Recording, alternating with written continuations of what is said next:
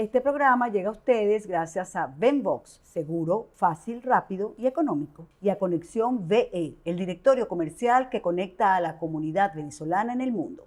Aquí, mi amor, terminando un artículo. Cuéntame. ¿Te vas? ¿Cuándo? Ay, no me digas que te mudas. No, chica, no tienes ningún problema. Yo te digo, tienes que llamar a mis amigos de Venbox Pty. Ellos te van a solucionar todo. Ellos van a la casa, te miden, te hacen un presupuesto, después te embalan. Todo, te lo mudan. Claro, hasta con los papeles. Ya te doy el teléfono, seguro. Ay, pero te me vas. Bueno, suerte, éxito. Ya sabes, Venbox Pty. Fácil, rápido y confiable. Si eres emprendedor, si tienes un negocio, únete a Conexión VE, el directorio comercial que conecta a la comunidad venezolana en el mundo. Allí puedes ofrecer o encontrar productos y servicios, como también conectarte con sus miembros para establecer relaciones comerciales. Entra a su página web www.conexionve.com y conéctate con otros venezolanos en el mundo. Esta red te ayudará a potenciar tu negocio, no importa lo grande o lo pequeño que seas. Entra a Conexión VE y crece con ellos. Y tú tampoco lo hagas. El mundo sabe que Venezuela está a merced de una banda criminal. No son políticos, son delincuentes, y el Departamento de Justicia norteamericano le ha puesto precio a sus cabezas, por cuanto se les señala de narcoterroristas. Sin embargo, hay un sector que se hace llamar de oposición, que se sienta a dialogar, a negociar y a pactar unas elecciones que yo llamo asignaciones con estos buscados por la justicia internacional. Hace un par de días, Iván Simonovic, investigador criminal, expreso político y excomisionado especial de Seguridad e Inteligencia del gobierno interino, colocó en su cuenta de Twitter el siguiente mensaje. Con la fotografía leemos textualmente: en la próxima fecha del diálogo, la delegación del régimen presentará al cartel completo de la mafia que dirigen los Rodríguez. Grábense esos rostros y nombres. Son los responsables del hambre, sufrimiento de los venezolanos. Hay 27 casos más como Saab y la justicia no lo olvida. Vamos a darle ya la bienvenida a Iván Simonovic, quien ya está conectado, y vamos a iniciar de una vez esta conversación preguntándole, como policía, quiénes son cada uno de estos personajes que aparecen en este Twitter, a qué se dedican y sobre todo por qué afirma él que ellos son los responsables del hambre y del sufrimiento de los venezolanos. Bienvenido. Buenas tardes, ¿cómo estás, Anito? ¿Cómo te ha ido? Un placer enorme tenerte nuevamente aquí con nosotros. Gracias Y bueno, por la invitación. ¿quiénes son estos individuos de este Twitter? Vamos a ver si lo podemos poner en pantalla, pero yo creo que lo recordarás. Es una foto de la delegación mexicana con Sí, unos rostros. sí. Ajá. Fíjate lo siguiente, ahí aparecen 5 personas que realmente, digamos, son parte de una estructura muchísimo más amplia que eso. Es decir, en los últimos 20 años han sido muchísimos los individuos que de una manera u otra se han aprovechado las relaciones con el régimen para enriquecerse. Estas personas que están allí, ¿verdad? Son los que forman parte de las investigaciones que se llevan a cabo fuera de Venezuela, obviamente, y que desde hace rato, pues, se vienen monitoreando las operaciones en las cuales ellos han participado. Ellos han participado en diferentes actividades, como por ejemplo el tema eléctrico del país. Eh, mm, no hay que decir cómo está el tema eléctrico del Pero país. allí van, hay varios nombres, hay que decirlos, ¿no? Tú pones a Majid Khalil, Alejandro Ceballos, Camilo Ibrahim, Atahualpa Fernández, José El Arba, ¿Quiénes son cada uno de ellos? ¿Quiénes son específicamente? Insisto, o sea, todos ellos son Y habla de que son 5 de 27, por lo menos. sí, por eso te estoy explicando. Es decir, hay 27 casos tipo Saab, casos que se han documentado, que se han alimentado, que existen suficientes evidencia para que demuestran que personas que están involucradas en el tema de la corrupción de Venezuela. Todos estos individuos que yo coloqué allí son parte de esos grupos que están siendo investigados. Y están siendo investigados no desde hace un mes, ni hace 7 días, ni de cuando llegó el gobierno interino. No, no, no. Eso tiene años que se está investigando, que las agencias han ido recopilando información. Y todo eso forma parte, o sea, decirte específicamente en qué área están, yo te puedo decir, bueno, hay algunos que están en el tema de la minería, otros están en el tema eléctrico, pero es que al final todos terminan también siendo socios en esas actividades, ¿ok? Hay algunos de ellos que son socios, inclusive de familiares del régimen, de gente que está en el régimen.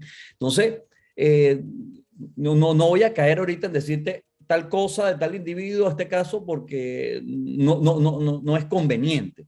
Ok, ¿Okay? entonces te cambio la pregunta y me voy a tu otro Twitter, Uh porque -huh. tienes otro con la misma fotografía Uh -huh. y dices, esta foto tiene nombre, Alex, no hables.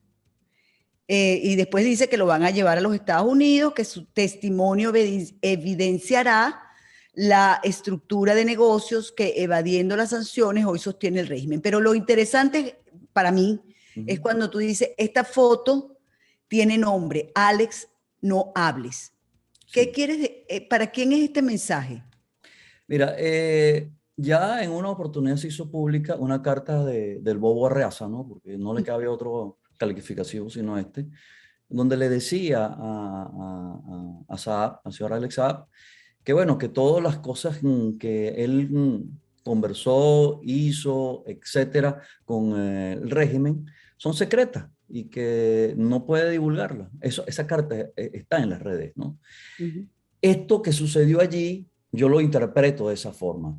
Es decir, mira todo lo que estamos haciendo por ti, Alex, no hables, nos la estamos jugando por ti. ¿Okay? ¿Y por qué? Bueno, Alex Saab es el creador de una infraestructura con más de 250 empresas a nivel internacional que servían precisamente para legitimaciones de capital, para poder bypassear las sanciones, para la compra de este método de control social que se llama CLAP, ¿ok?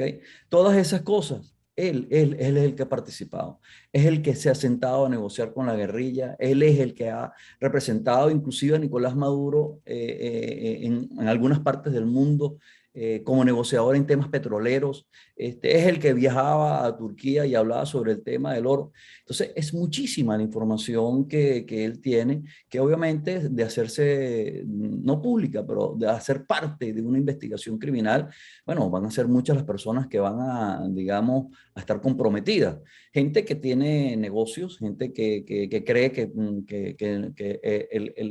el brazo de la ley nunca les va a llegar y que tienen organizaciones y empresas dentro y fuera de los Estados Unidos, ¿no? O sea que el mensaje es, no hables que estamos tratando de ayudarte.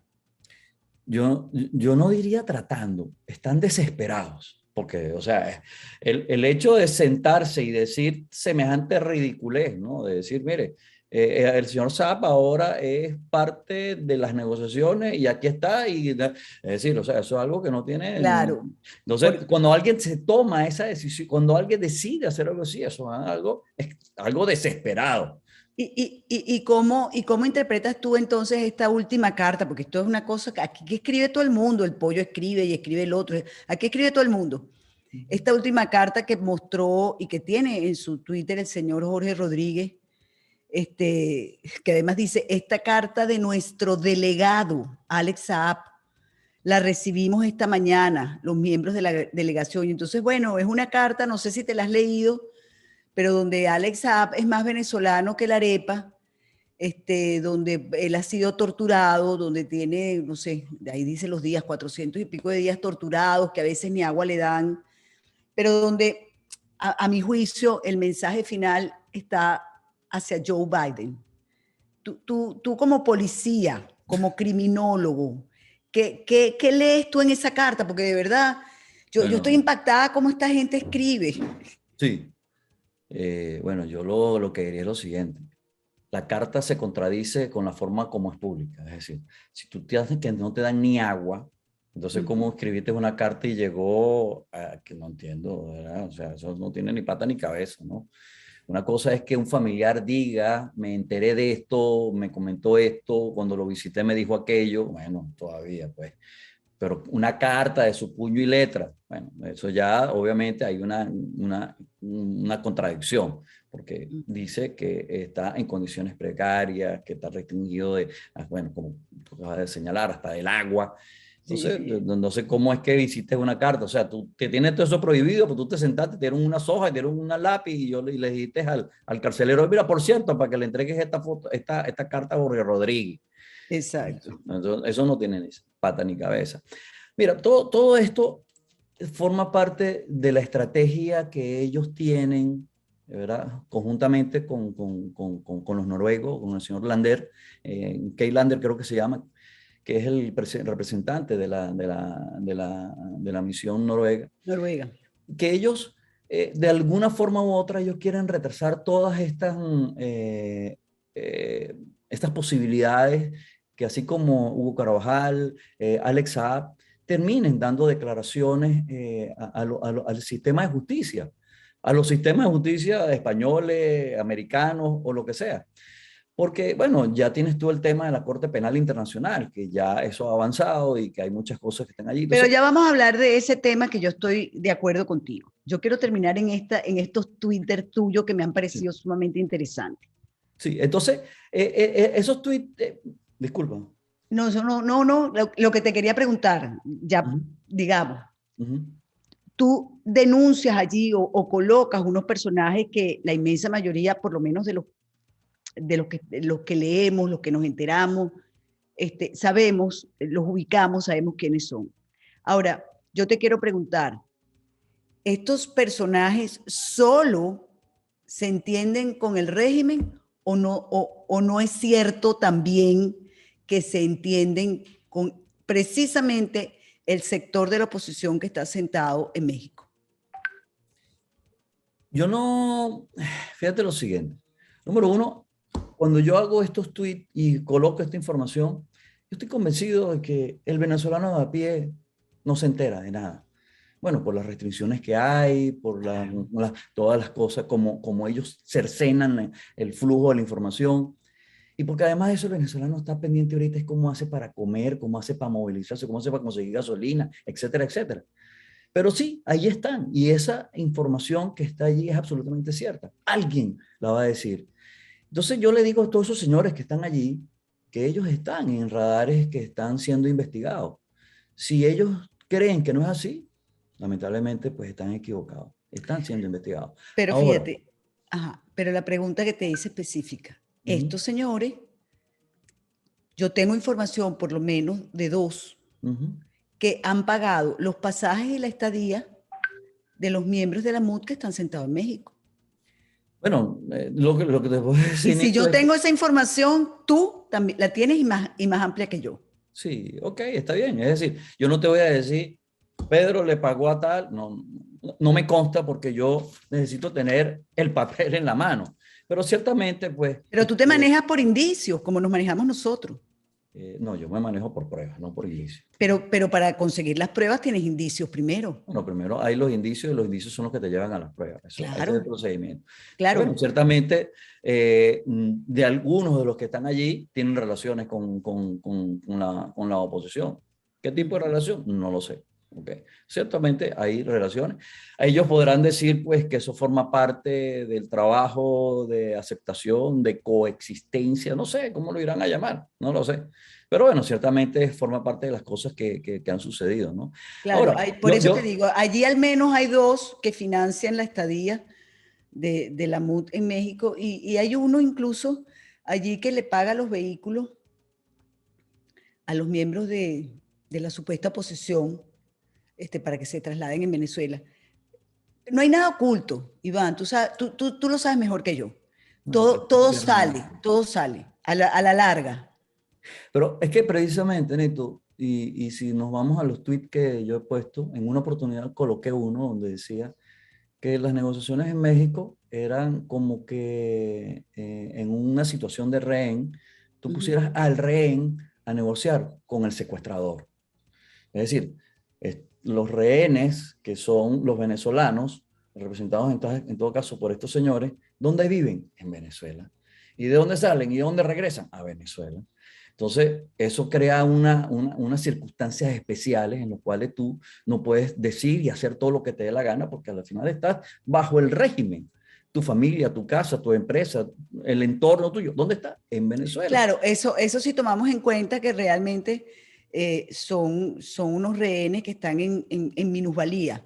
Ahora, si son parte de la banda, bueno, es un show, es otra cosa. Pero bueno, ese es otro tema, ciertamente. Mira, Nito, esta mañana también en otra entrevista que tuve lo dije. Yo no soy de los que digo, no, mira, no hay que negociar. Bueno, sí, ok, vamos a negociar. Así se maneja la diplomacia, la política en el mundo. El problema es cómo tú vas a negociar, cómo son las condiciones y qué es lo que vas a negociar, porque si lo que vamos a negociar es la entrega de medicamentos o bueno, no sé, cómo, cómo van a quitar las sanciones. No, no, eso no es la negociación. La negociación es cómo hacemos para que existan unas elecciones presidenciales. Esa es la negociación. Y nos vamos a sentar a hablar de tú a tú. Porque si tú te vas a sentar a hablar conmigo y lo que primero que pones sobre la mesa es una pistola, entonces yo no, definitivamente eso no es una negociación. Entonces, Claro, esas son las cosas en las cuales yo no estoy de acuerdo. claro. Lo que pasa es que si va, yo estoy de acuerdo en unas elecciones presidenciales, pero el tema es, te pregunto, tú porque eres policía y has estado en eso, ¿cómo va a ceder a entregar su poder un secuestrador que lo tiene todo? ¿Cómo va a ceder? Bueno, sí, vamos a elegir para ver si yo me voy o yo me quedo. A mí eso no me suena, Iván. Yo no sé si a ti te suena, pero la verdad es que yo no veo la posibilidad allí, pues me parece fantasiosa. Los secuestradores, la única forma que ceden es cuando existe suficiente presión y una amenaza cierta de que si no es por una vía va a ser por otra. Entonces, pero Claro, definitivamente esas no son las circunstancias, pues. Entonces, sí, exactamente. insisto, entonces si aparte de eso tú agarras y dices, bueno, no, ¿sabes qué? Vamos a decirlo a los secuestrados, que hablen con los secuestradores y que lleguen a un acuerdo para ver cómo terminan de ser todos felices. Bueno, obviamente, pues eso no va a funcionar. Claro. Mira, pasemos a otro tema. Parece que ya sí es un hecho. Bueno, antes de esto, ¿tú crees realmente que Alex Saab lo van a extraditar a los Estados Unidos? ¿Tú lo ves posible? Te lo pregunto porque yo a veces, como tenemos ya, no sé, más de un año en esto, me parece, bueno, no sé, tengo que ver para creer, pues, como Santo Tomás, ver para creer. Bueno, me lo preguntas como policía, te voy a responder como policía. No hay otra forma, no hay otra cosa, sino que él termine en los Estados Unidos. Eso es como yo lo veo. Otra cosa diferente, no sé, a menos que la política juegue aquí en algún punto y cambie las cuestiones, que inclusive eso tampoco es tan sencillo, porque como lo han dicho representantes del gobierno de los Estados Unidos, una cosa es el sistema de justicia y otra cosa es la política. Porque Exacto. cuando una persona en los Estados Unidos o en un país que existe democracia, hay una acusación y hay un señalamiento de que cometió un delito, bueno, es el Poder Judicial Claro, pero que yo no toma lo la digo decisión. yo no lo digo por el Poder Judicial norteamericano, lo digo por el de Cabo Verde, que se ha tardado una infinidad en extraditar a un hombre que estaba solicitado, pues. Bueno, yo Por le eso estoy es que, diciendo, ellos, si no cumplen con eso, estarían fuera de la ley también. Entonces, yo pienso como un hombre de ley. Tú me preguntas qué tiene que suceder. Tienen que entregárselo a los americanos y tienen que rendir cuenta aquí en los Estados Unidos sobre los delitos que se le están imputando. Eso tiene aplicación para todo el mundo, porque de Maduro para abajo, porque cualquier persona, si a ti mañana, Dios te ampare, no sé, te dice, mire señora, que usted cometió un delito y tú no cometiste el delito, ¿qué haces tú? Bueno, tú te presentas y dices, yo soy pero inocente, claro, ya está. Entonces ellos dicen claro, que... yo me presento en cualquier parte del mundo menos en Venezuela. bueno, pero es que eso no, ahí no hay democracia. Exacto. Por Es eso, otra yo me cosa. Las presento en cualquier parte democracias, del mundo menos en Venezuela. las democracias son repúblicas de jueces. Es decir, si no hay justicia, no hay democracia. Exactamente, Exactamente. Entonces, ahora entrando a lo del Pollo Carvajal, que parece que sí, que ya es un hecho que lo van a extraditar. Yo te preguntaría, ¿qué más puede contar él que sea de importancia? Mira, de contar, bueno, echa cuento, puede echar cuento cualquiera. Ajá, Pero te lo voy a decir así. ujú, No se trata muchas veces de que tú eches un cuento, porque ni tú, yo no sé cuántas veces me tocó hablar con un delincuente y yo le decía, mira, ¿cómo es esto? Y la mitad de las cosas que decía eran mentiras o eran inventadas, o eran, no, no, no, no. Concéntrate y es esto lo que yo quiero que tú me cuentes y me expliques cómo es tu participación en esto. ujú. Y lo otro es que cuando alguien dice que sabe algo o tiene algo, él tiene que tener pruebas de eso, ¿no? Entonces, no como me pasó en una oportunidad conversando con alguien del régimen, que yo le pregunté, mira, ¿y cómo sucedió esto? Bueno, sucedió así, así, asado. ¿Y tú tienes prueba de eso? Me dijo, no. Y entonces, ¿cómo sabemos? Me dice, no, la prueba soy yo porque lo estoy diciendo yo. Le dije, coño, lamentablemente eso no funciona en ningún sistema de justicia. ¿Ok? Porque un sistema de justicia precisamente para evitar violaciones de los derechos humanos, evitar que la ley esté fuera de los parámetros o los protocolos internacionales que establecen una serie de cosas, pues tú sencillamente tienes que tener pruebas. Ahora, el pollo Carvajal o el señor Carvajal, sencillamente él está haciendo lo que hacen cualquier delincuente. Se ve Ajá. hasta la soga y empieza a hablar como un loco y empieza a decir, yo tengo esto, tengo lo otro, voy a entregar. Que va a decir cosas, bueno, los va a decir en España y los va a decir en Estados Unidos. Ni el Chapo, Pero ni el Chapo se ha salvado de eso. pero tendrá las pruebas realmente. No sé, yo lo pongo en duda. Tú oyes hablar a Hugo Carvajal y te das cuenta que es una persona mediocre, pues, una persona que Sí. yo creo que difícilmente en la república que nosotros conocimos hubiese podido llegar a general. Yo no sé si ni siquiera a coronel hubiera podido llegar.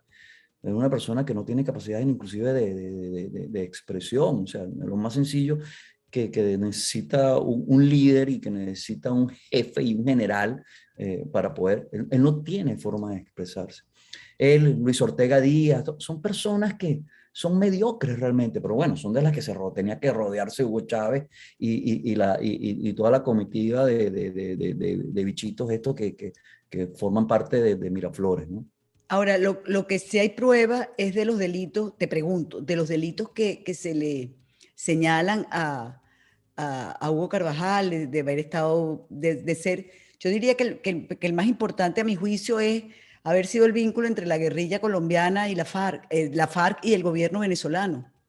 Mira, hay un narcotraficante, Suárez Rivas. Suárez Rivas Ay, estaba preso. discúlpame, ubícamelo, porque no lo ubico. Suárez Rivas es un narcotraficante que trabajó durante Yacet, algo así. Ya sé, Suárez Rivas es el apellido. ok. Él estuvo bajo la protección de Hugo Carvajal y ese señor llevaba la droga a Venezuela a través de pistas clandestinas y estas se la entregaban a la guerrilla y la guerrilla entonces la exportaba para su comercialización, etcétera, etcétera, como medio de supervivencia de ellos. Se la entregaban a Gran Noble, ¿no? Ese señor, Ajá. ese señor, Suárez Rivas, en un momento en que Hugo Chávez decidió entonces que iba a ver cómo hacer para arreglar sus relaciones con Colombia, decidieron pues que se lo iban a entregar a la justicia de Colombia y se lo entregaron a la justicia de Colombia. Después que lo sacaron y lo explotaron, lo usaron durante 6 o 7 años, no sé, que inclusive le dio dinero a Hugo Carvajal, etcétera. Y la justicia colombiana, por los acuerdos que tiene con los Estados Unidos, bueno, terminó entregándolo a la justicia americana. Ese señor está preso acá en los Estados Unidos. Bueno, esa es una de las razones por las que, por ejemplo, el señor Hugo Carvajal debe tener mucho miedo, ¿ok? De Mm. venir a los Estados Unidos a una cárcel porque si algo tienen un código que tienen los narcotraficantes que no olvidan, ¿no? Ni perdonan ni olvidan. Y esas son cosas, pues, porque hay evidencia pues, de esa relación, inclusive que hay unas declaraciones de unos narcotraficantes que dicen que llamaron a Hugo Carvajal cuando se presentó este problema y él dijo, ya yo no puedo hacer más nada, después que convivió casi con ellos, ¿no? Claro. Entonces, eso es un círculo, o sea, el frente número 10 de la guerrilla le regaló hasta un caballo a Hugo Carvajal, y el caballo lo entregaron ahí en el Fuerte Tiuna. O sea, hay mucha evidencia de esa relación. Yo Y me estoy enterando del caballo. sí, ¿En sí, sí, serio? ¿Eso claro. fue así? Sí, sí, sí, claro. En el año 2006, cuando Hugo Chávez le dio eh, eh, al principio esa relación la llevaba el almirante Rodríguez, Chacín. Rodríguez Chacín. Rodríguez Chacín, bueno, no sé, termina saliendo de ser el enlace, y es el Hugo Carvajal el que se encarga de esa relación. Y bueno, luego que Hugo Carvajal se encarga, empieza su amistad y su momento de amor con el Frente Número 10 de la guerrilla, de la FARC. Y entre las cosas que le dieron a él fue un caballo, pura sangre, no sé qué, y se lo mandaron y estaba ahí en el Fuerte Tiuna. Esto es Entonces, increíble. la relación existe. Hugo Carvajal, bueno, en la computadora ¿cómo se llama el guerrillero este que asesinaron, que terminó muerto en la frontera De de Moncolo? Reyes. Reyes. Ajá, ese. Aparece. Ahí aparece él, Sí, como las sí. relaciones. Es decir, todo eso ha sido público. Imagínate si eso es público, imagínate lo que hay en el expediente que señalan que él sí facilitó, participó. Entonces él podrá decir misa allá en España diciendo, no, yo nunca he participado. Yo, bueno, yo no sé qué entiende él si participar es que agarró la caja y la llevó. No, no, si Ahora usted agarra, fíjate, yo te pregunto todas estas cosas porque, bueno, yo no conozco en profundidad la justicia norteamericana, pero sé que si tú hablas, colaboras, la pena, te pueden rebajar la pena, podrías llegar a incluso a ser testigo protegido. Y entonces te quiero preguntar por Cliver Alcalá. Cliver Alcalá, hasta donde yo tengo entendido, ha dicho que no es culpable de los cargos que se lo imputan. Y ha dicho más, ha dicho que sí. colaboraba con algunas agencias. Yo no sé qué sabes tú de esto, ¿no? Si hubiese colaborado, ¿verdad?, con alguna agencia, no tendría entonces un requerimiento por 10 millones de dólares. O sea, eso no tiene ni pata ni cabeza. Mm. Por otro lado, Nitu, yo todavía no conozco el más malo de los malos que no termine negociando con la justicia americana. Porque al final esto es una cuestión de supervivencia. Usted le dice, bueno, usted va a pagar 100 años más 2 cadenas perpetuas. Bueno, imagínate tú, y te quitan todo lo que tienes y te ponen en una cárcel de máxima seguridad donde apenas te dan una rendilla para que puedas respirar.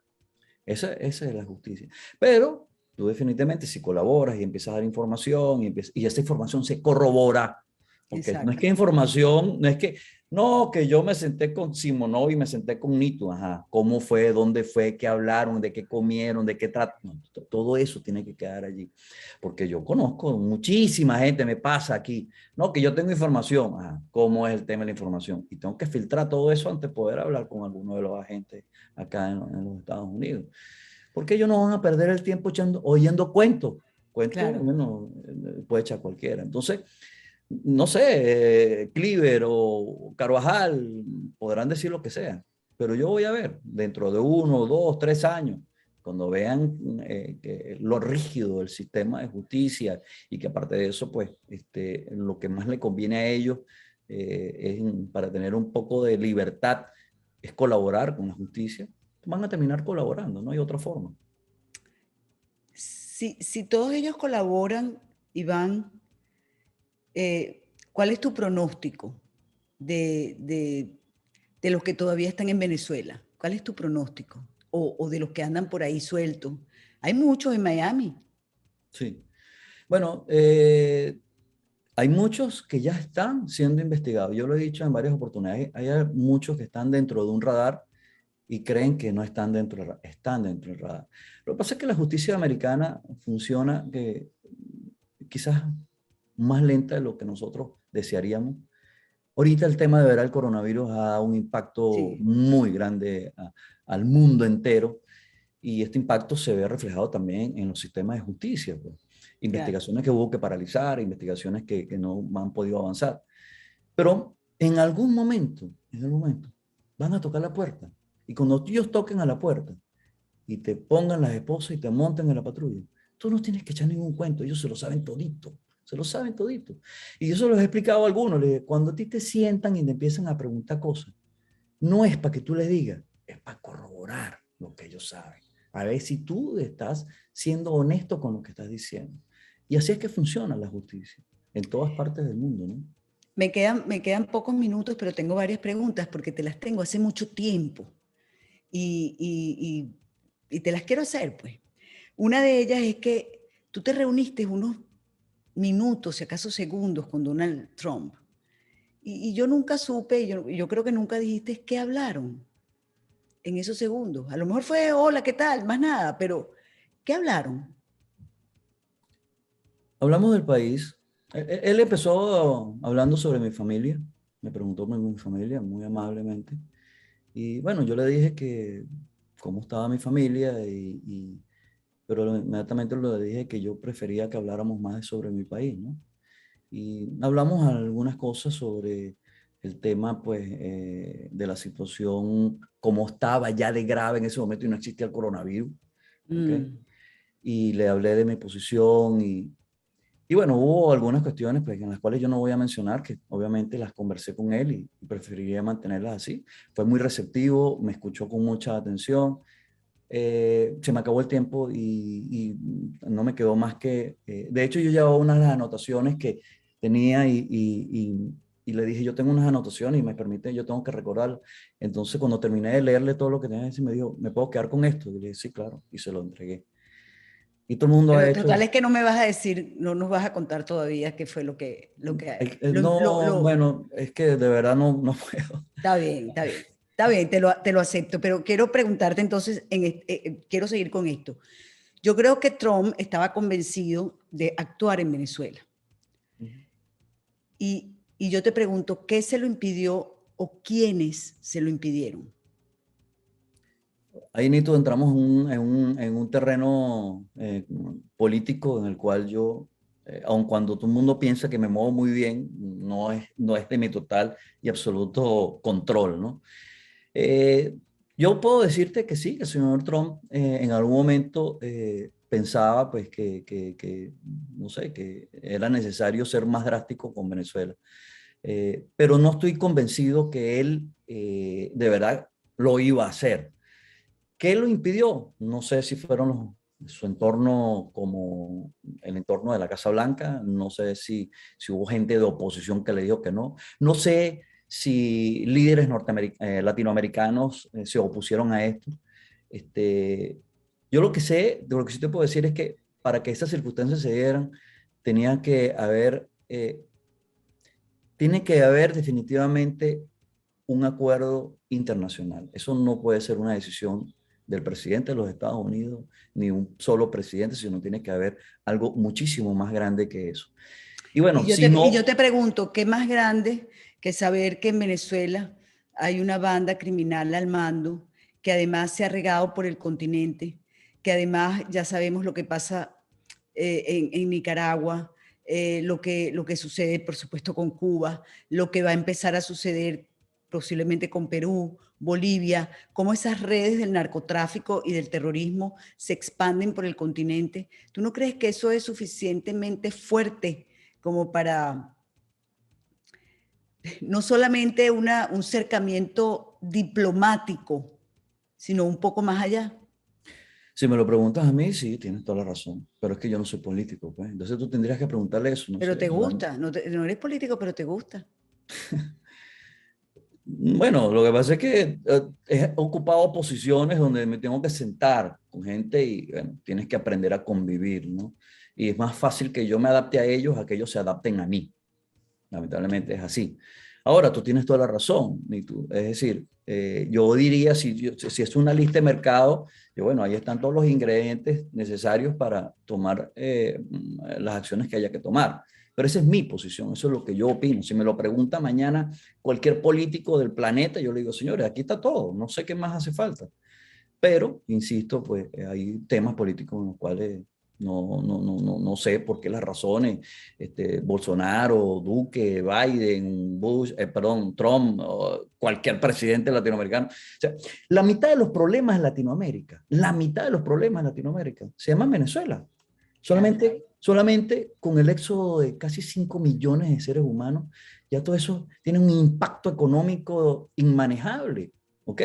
No hablemos del tema criminal, hablemos solamente de eso. Si tú al estado de la Florida, tú le metes 500.000 personas por Miami, desestabiliza la Florida. Imagínate esos países, a Colombia, que tiene 2 millones de venezolanos. O sea, ya hay un problema. Ahora, ¿por qué no se toman otras decisiones? Ahí entramos en un profundo y oscuro océano en el cual no sé qué sucede, por qué no se avanza. No te da lástima, por decirlo menos, ver que el interinato votó una gran oportunidad por mezquindades, por parcialidades, por egoísmo, por tener una corta visión de lo que es la historia. No sé, te pregunto, tú fuiste parte, te fuiste, es verdad, pero los conoces quizás un poco mejor que muchos de los que estamos escuchándote. Yo creo que con muchos de los que conversé eran menores que yo y a todos les daba mi opinión y les decía cómo veía yo las cosas, ¿no? Y sí, ciertamente, pues hay unos que no escuchan, otros que como que si uno no existiera. Y lamentablemente, pues esto nos ha llevado a la situación que hoy en día estamos, ¿no? Esa posición, vamos a decirle entre comillas, fuerte del régimen, no es porque sea muy fuerte, sino porque no se ha sido suficientemente fuerte del otro lado. ¿Okay? Yo creo que hay muchas cosas que se dejaron de hacer. Yo soy de los que opino que en el interinato debió existir una figura militar o unas figuras militares. ¿Por qué? Bueno, porque en Venezuela quienes tienen el mando, el 43% del Estado lo maneja la Fuerza Armada. Los que mantienen a Maduro en el poder es la Fuerza Armada. Entonces tú necesitas un interlocutor que hable ese mismo idioma. ¿Okay? Tú necesitas a alguien de este lado que te explique muchas cosas. Y yo creo que ahí se falló y yo creo que ahí esas cosas deben ser de un aprendizaje. Y yo lo he dicho en varias oportunidades, la solución de Venezuela pasa por 3 puntos. El primero de ellos es el tema político, empezando por los presidentes latinoamericanos que tienen que tomar una posición muchísimo más directa sobre el tema de Venezuela. El segundo es el militar. Tú necesitas involucrar a un grupo de militares para que ellos te den consejos, te asesoren y te digan cómo lidiar no solamente con los militares, sino con temas como la guerrilla. ¿Okay? Y el tercer punto es el tema jurídico, la Corte Penal Internacional. Es decir, hay 3 elementos allí que yo creo que son los que deberían tomarse en cuenta para ir a la solución del retorno a la democracia en nuestro país. Ya para terminar, yo estoy de acuerdo contigo lo de la Corte Penal Internacional, yo creo que es un tema importantísimo, pero cuando la Corte Penal Internacional dice que se va a investigar exactamente los casos en Venezuela, porque sí hay indicios, vamos a decir así, entonces vienen y en la oposición, o los que se llaman de la oposición, se sientan en México. Eso fue como decirle, ya va, espérate, no investigues mucho, porque aquí vamos a llegar a un acuerdo, nosotros vamos a elecciones. Tienes total y absolutamente la razón. Yo hubiese agarrado a todos esos representantes, en lugar de sentarme a hablar con el secuestrador y la pistola, yo me hubiese amarrado a las puertas de la Corte Penal y digo, de aquí no me voy hasta que me den una decisión. Eso yo creo que hubiese hecho muchísimo más daño al régimen de lo que de las negociaciones o entre comillas lo que se está tratando de hacer en México. Que ojo, a lo mejor con muy buenas intenciones, pero ahí el síndrome de Estocolmo está haciendo lo que le da la gana. Bueno, muchísimas gracias, Iván. De verdad, nos quedó todavía cosas que hablar, pero bueno, vamos a esperar. Por ejemplo, ya, última, ¿qué sabes de monómero? Hay que investigar. Se está investigando, por lo menos en Colombia se está investigando. Sí. Bueno, policía, respuesta corta. Bueno, muchísimas gracias, Iván Simonovic, por esta interesante entrevista. Pero ahora, en No Callaré, vamos a estrenar como una segunda parte y lo vamos a hacer con Alfredo Flores. ¿Por qué? Él está en Perú y él está promoviendo, está muy activo en promover el voto venezolano en el Perú para las elecciones del año 22. Por eso él tiene una campaña que se llama Voto Tricolor. Es un proyecto para la integración democrática de los venezolanos a través del voto en Perú, y es que aproximadamente unos 130.000 compatriotas estarían habilitados para participar en las elecciones regionales como extranjeros residentes. Así que de una vamos a darle la bienvenida a Alfredo. Hola Alfredo, un gran saludo. Hola Nitu, ¿cómo estás? Muchas gracias por este espacio. Realmente es importante que las iniciativas que surgen de la comunidad venezolana en todas las latitudes del mundo, porque estamos por todos lados, puedan tener espacio y difusión. Y sí, Voto Tricolor se trata un poco de eso, se trata de dar espacio a la comunidad venezolana que ya asciende a 1.200.000 en Perú. De hecho, te comento, Lima es la ciudad con más venezolanos en el mundo fuera de Venezuela. Tiene aproximadamente, se estima que tendrá de 700.000 a unos 800.000 venezolanos, o sea, lo que configura en la ciudad con más población. Sabemos que Colombia es el país con más venezolanos, pero Colombia, por ejemplo, Bogotá, creo que son 400.000 venezolanos, entonces pues ahí digamos Lima abarca gran cantidad de migrantes. Y sí, esta iniciativa justamente lo que busca es eso, lo que comentabas, ¿no? Integrar a la comunidad venezolana democráticamente en el país. Y cuéntame, ¿cómo, o sea, cuáles son los requisitos, primero, para que un venezolano pueda votar en las elecciones locales o regionales? Que tú me corriges, yo creo que son el año que viene, ¿cierto? Correcto, son el año que viene. Quería mencionar que esta iniciativa está siendo promovida por la Konrad Adenauer Stiftung, por la CAS, que es una organización de cooperación alemana, y al mismo tiempo por CoPartner, que es una consultora que nos está apoyando en este proyecto. Algo importante mencionar, este proyecto no es solo llevado por venezolanos, es un proyecto que está llevando, digamos, un equipo peruano-venezolano, es un equipo mixto y multicultural. Nuestros asesores legales son peruanos. El coordinador del proyecto, de hecho, Giacomo Canepa, es peruano. Yo soy el encargado de la parte de difusión para la comunidad. Y bueno, lo importante de este proyecto es que hay peruanos interesados en que los venezolanos puedan ejercer ese derecho, porque es un derecho. No es algo, digamos, que es inventado. Esto existe desde el siglo XIX en Perú. Y yo te pregunto, bueno, sí, yo me imagino que ustedes están muy animados en esto, pero hay que ver los audios y las declaraciones que hemos escuchado de la nueva administración en contra de los venezolanos. Incluso hubo una reunión secreta con relación a la CELAC entre Maduro y Pedro Castillo, y en la cual, según develó después el propio Maduro, se habló de los inmigrantes venezolanos, los que quieren regresar, el compromiso que hizo Pedro Castillo para que regresaran no sé cuántos miles de venezolanos que están en Perú a nuestra tierra. O sea, que ustedes están en esto, pero los gobiernos venezolanos y peruanos están en otra cosa, pues. Eso es cierto, Nitu. De hecho, una de las cosas un poco que hay que entender, una de las cosas un poco que hay que entender para este proceso es que digamos, la migración venezolana se ha tenido una percepción durante el periodo, sobre todo de pandemia, que se están regresando al país. Pero lo cierto es que estadísticamente, según varios informes que han salido, es cierto, de Perú han salido para Venezuela, según se estima, unos 50.000 venezolanos durante el periodo de pandemia, porque económicamente fue muy fuerte para la comunidad. Realmente se vieron situaciones complejas en toda la región andina. Pero la cantidad de venezolanos que entró al país durante el año 2020 hasta enero de este año fue aproximadamente 300.000 venezolanos. O sea, salen 50.000, pero vuelven a entrar una gran cantidad importante de personas que probablemente están llegando por tema de reunificación familiar y ahora en condición de mayor vulnerabilidad, porque muchos de ellos llegan al país indocumentados, sin papeles y muchas veces lejos de poder tener el derecho natural de una persona que migra de manera regular.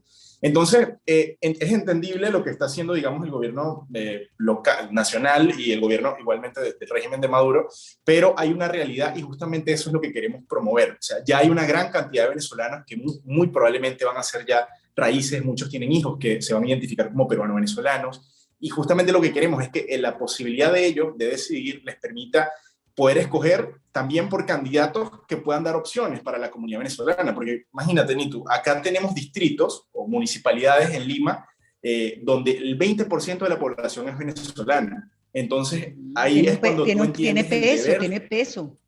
Claro, tiene peso y es cuando entiendes, digamos, que el deber de la comunidad venezolana, así como ha pasado en otras regiones del mundo, por ejemplo, en España vimos en Madrid que la participación de la comunidad venezolana a nivel de voto fue bien importante, así como lo vemos también en Miami, que hay zonas donde el voto venezolano es importante. Bueno, la idea es ir promoviendo proyectos semejantes a este en otras regiones y justamente en Perú es lo que queremos hacer. Te comento que hace 4 años votó un solo venezolano, imagínate, uno solo fue el que votó bajo esta figura. Entonces por eso estamos tratando de promover que sea la mayor cantidad de gente, para que también podamos decirle no a esas opciones quizás xenofóbicas que puedan existir a través de liderazgos políticos en elecciones de este tipo. Ahora, de esos 130.000 venezolanos que ya habrían cumplido los requisitos para poder ejercer el voto, ¿cuántos se han inscrito que ustedes manejen? No podemos tener la cifra exacta porque, digamos, eso lo maneja la RENIEC, que es como decir el Registro Electoral Nacional, pero, digamos, interesados nosotros a través de las vías institucionales que hemos generado mediante voto tricolor, hemos tenido más de entre 1.000 a 2.000 personas interesadas, ¿de acuerdo? Okay. ¿Qué es lo que hemos percibido? Que eso es algo importante que estoy tratando de mencionar en todos los encuentros que tengo, para luego también hablar sobre los requisitos, que fue la primera pregunta que me has hecho. Y es que a veces hay una autoexclusión muy fuerte, y eso es algo que estamos también tratando de trabajar. Porque muchas veces cuando una persona en estado, digamos, de vulnerabilidad migra y vive una situación negativa, por ejemplo, xenofobia, por ejemplo, discriminación laboral o algo semejante, empieza un proceso de autoexclusión. Muchas veces recibimos comentarios en las redes donde las personas dicen, pero ¿para qué voy a votar si yo en este país no tengo derechos? ¿Para qué yo voy a votar si en este país no tengo oportunidad? Pero sí tienen derechos, sí tienen oportunidades, pero tienen que empoderarse y poder buscarlas, ¿no? Por ejemplo, en este caso nosotros estamos planteando la posibilidad de que los extranjeros residentes, y aquí voy con los requisitos, tienen que tener 2 años en el territorio peruano bajo cualquier figura, digamos que esté probado su permanencia, y adicional a eso, carnet de extranjería. No son 2 años con el carnet de extranjería, son 2 años residiendo dentro del territorio bajo cualquier figura, y teniendo carnet de extranjería pueden dirigirse a la RENIEC. Los requisitos son muy sencillos, son 2 fotografías, una declaración jurada, una planilla, que es la planilla básica de la RENIEC de datos generales, y adicionalmente a eso les estamos recomendando a las personas, que por cierto tienen tiempo hasta el 2 de octubre, ya realmente el tiempo es bastante corto, de hecho ya estamos cerrando un poco esta difusión, tienen tiempo, como les digo, hasta esta fecha. Es recomendable que lleven la ley que está en la página de Voto Tricolor, que es la normativa que establece el derecho de extranjeros residentes para votar. Entonces, eso es lo que estamos invitando a las personas a que puedan hacer uso de este derecho. Esto no es algo negociable, es algo que existe. De hecho, Nitu, te cuento que en Venezuela existía esta figura, es muy parecida. No sé si recuerdas que en Venezuela podían votar extranjeros residentes y también podían ser elegibles. Por ejemplo, en Valencia, yo que soy de Valencia, allá hubo un alcalde que era Paco Cabrera, no sé si te acuerdas. Claro, perfectamente. Paco Cabrera, además fue un gran alcalde. Bueno, claro, bueno, con Paco Cabrera él después quiso ser gobernador, que bueno, creo y ahí que hubo otro problema porque la ley no se lo permitía. Exacto, y no se lo permite porque no podía ser gobernador de zonas fronterizas, y se estableció que Carabobo era fronterizo hacia el Mar Caribe, creo que con República Dominicana o Puerto Rico. Bueno, la legislación peruana es exactamente la misma. Cosa que fue una tontería, porque no era verdad. Claro, es absurdo, pero lo cierto es que la ley peruana, y por eso hago el contraste, es exactamente la misma. Las únicas restricciones que hay para votar es en zonas fronterizas. Tiene que ser en lugares o localidades, digamos, donde resida este extranjero residente, que estén por lo menos a 50 kilómetros de la frontera. Y un dato importante, Nitu, es que por este proceso no solamente los venezolanos pueden votar, sino que pueden participar inclusive como candidatos. ¿Ok? Pudieran participar como candidatos a alcaldes o a gobernadores regionales. Igualmente a regidores, que es una figura parecida a concejal, y a consejeros regionales, que es una figura parecida a lo que es diputado legislativo, diputado regional en Venezuela. Bueno, me encanta este trabajo que están haciendo, me parece maravilloso. Yo creo que a la par de ese tienen que seguir contándole a los peruanos lo que significó o lo que significa Chávez y Maduro para la tragedia venezolana, y la posibilidad de que no se repita en Perú. Yo la verdad siento mucho temor desde que escucho a Pedro Castillo hablar, y sobre todo digamos, su jefe político, que es Cerrón, porque transita en la misma vía que transitamos nosotros, que no llevó sino a la destrucción del país. Dios quiera que eso no pase en Perú. Pero me parece extraordinario que bueno, si ya eres parte de esa tierra, bueno, tienes que de verdad involucrarte en absolutamente todo. Claro, eso es cierto, Nito, y por eso mismo yo creo que hay que entender un poco el rol que jugaron también las comunidades extranjeras en nuestro país. Creo que parte de la participación ciudadana extranjera sumó muchísimo, años tras años, y creo que no era una obligación, pero fue un compromiso que se hizo en la medida de que o que estas personas extranjeras en nuestros países fueron agradecidos con la nación receptora, y creo que eso es algo bien importante. La comunidad venezolana tiene mucho que sumar, hay muchísimo talento, hay un potencial profesional altísimo. De hecho, hace poco la Cámara Empresarial Venezolana Peruana publicó un informe sobre el impacto que ha tenido la migración venezolana en Perú,